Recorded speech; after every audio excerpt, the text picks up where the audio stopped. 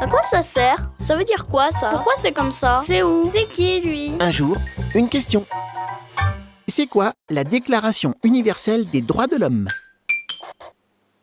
C'est un texte international qui énumère les libertés essentielles de tous les êtres humains sans exception.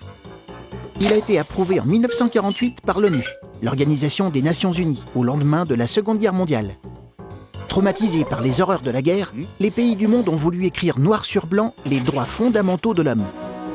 La déclaration de 1948 s'inspire de textes anciens de plusieurs pays, comme par exemple la Déclaration des droits de l'homme et du citoyen de 1789 pour la France.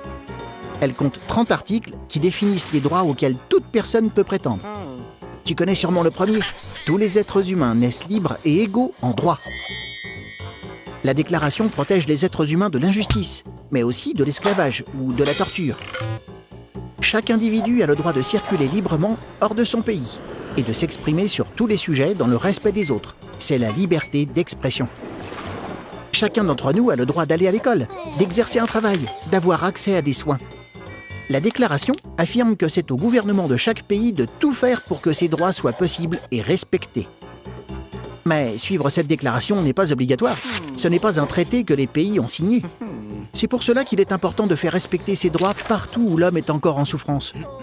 La Déclaration universelle des droits de l'homme est un idéal à atteindre par les nations et les peuples qui s'y engagent moralement. Tu te poses des questions? Nous, on y répond.